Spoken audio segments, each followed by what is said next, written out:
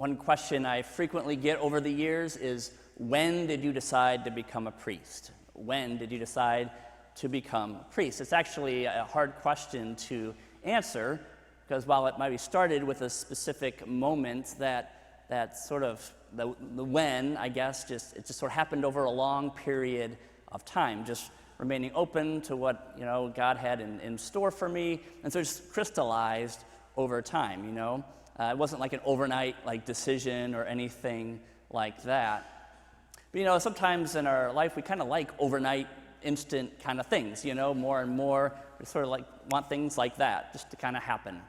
I was thinking back a while back. I heard a little bit from a comedian on the radio, and he was talking about how we get frustrated when things don't download to our phone instantly. And he goes, "It's coming from space. Would you give it a second to let it come from space?" I'm like, that's a fair point. Still sigh a little extra heavy though, when things don't kind of come so quick.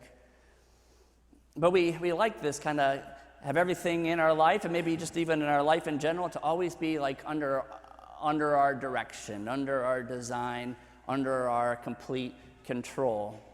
And we think that's going to give us freedom, but I think what it actually does is it hinders God's ability to work in our life. And so we want, to control and design everything in our life, but then maybe we're left wondering, well, how come God's not moving in my life?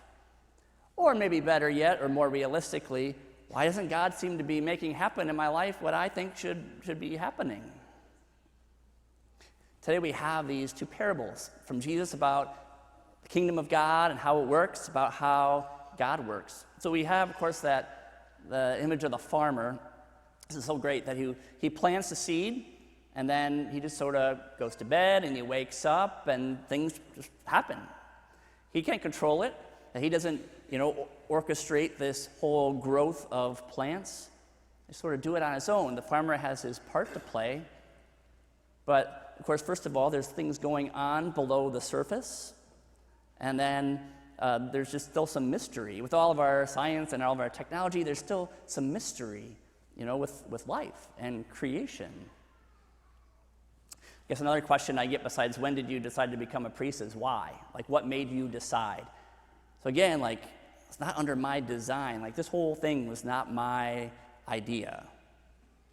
St. John Paul II, when he was celebrating his 50th anniversary of ordination, he wrote a book about priesthood that he called Gift and Mystery.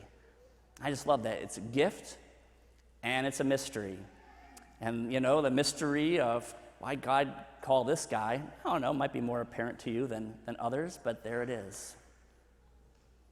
So the other parable, of course, Jesus gives us is the mustard seed, the good old mustard seed. I read just recently, of course, after studying up on this for all these years, that mustard plants actually can grow rampantly. And so they can easily overtake a field if the farmer's not attentive to that. And so the farmer would have to limit the growth of these mustard plants so they wouldn't take over, all the established crops that he planted and wanted to grow. And that was actually kind of a convicting learning, I guess, teaching, because if the mustard plant represents the kingdom of God and just God working in our life, does part of us not want that to grow rampant in our life, and to overtake that? Or no, I have my established things here, and I just don't want, the kingdom to interfere too much in what I have planned. And then there's, of course, the size of the mustard seed. What starts out very small can become this amazing plant that provides shade and all these kind of things, way bigger than you would have thought for the size of the seed. Of course, that's the way God works so many times. We start small and then kind of grow from there, with things going, again, on underneath the surface, and maybe even ways that are imperceptible. Maybe we think, well, there's just sort of little old me. But I think when we succumb to that temptation to sell ourselves short and what God can do in our life, I think we're ultimately just selling God short, the God of abundance. That you and I were made as beloved daughters and sons of the King of the universe, made for a purpose, made for glory, made to share in the very life of God, and that God has so much in store for us. was thinking of my own life, it started out as a shy, quiet, nerdy kid, became a quiet, shy, nerdy adult. But still, I think by the grace of God, I'm able to stand up here and talk in front of you all. Never would have thought that was going to happen. I'm no Chris Turner, but I'm doing the best I can. Not only did I mention Chris, I also quoted from Rock of Faith. We can also think of saints, like even St. Francis. God told him to rebuild this little rickety chapel that was falling down, and he started a whole movement.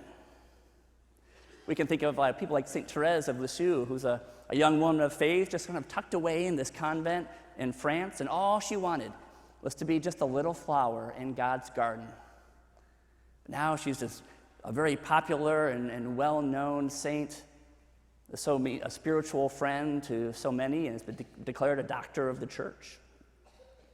You can think of St. Teresa of Calcutta, Mother Teresa, who one day just decided to step out onto the street and help one person that no one else cared for. And those who follow in her footsteps are still ministering throughout the world today. Of course, I guess Jesus is the ultimate mustard seed, born in some backwater part of Galilee, the Roman Empire. People really didn't understand who he was and what he was doing. When things started to gain traction for him, they crucified him. He died and was buried. Of course, then he rose in glory. This ultimate, small seed in a sense that was buried and then burst forth into something that was definitely more than anyone would have thought. I think all this could be helpful for us, maybe just in the ordinary circumstances of life, maybe when life just kind of feels or perhaps even when we're faced with challenges or difficulties or sufferings or trials. Thinking back to our first reading from Ezekiel, written during a time like so many of the prophets were that had to do with the Babylonian exile of God's people from Israel, from Jerusalem. The temple was going to be destroyed, or had forced away from the holy city to live in a foreign place. And all just kind of seemed lost. The line of King David was coming to an end, so everything in their whole world was falling apart. But Ezekiel has this word from the Lord about this. He's going to take this top of this tree and replant it, and it's going to grow into this majestic cedar. It's symbolic language, of course, where he's talking about that God, he's going to take that house of David, and he's going to allow growth to come forth from it. Royal houses did not get reestablished. And so this whole prophecy just seemed hopelessly optimistic and just really out of touch with reality for what was going on in the midst of these people's lives. But God, of course, said he was going to do it, and then he did. Of course, as Jesus is the fulfillment of that promise. As we encounter Christ here in the Mass today, as we do so many Sundays, maybe when we receive him in communion, it doesn't feel anything necessarily. Maybe it doesn't seem like God's doing anything, even though we're literally receiving him. But can we trust that his life and everything is working below the surface? Maybe even working in mystery, that God has something continued in store for us in our life, or something that he wants to do, or a way he wants us to grow. We have the patience and the trust of a farmer, I guess, to allow him to work and to bear fruit in and through our lives that really he has made us for. And the good news is we don't do it on our own. It's his grace, his life at work in us. We know, too, that he is with us the whole time.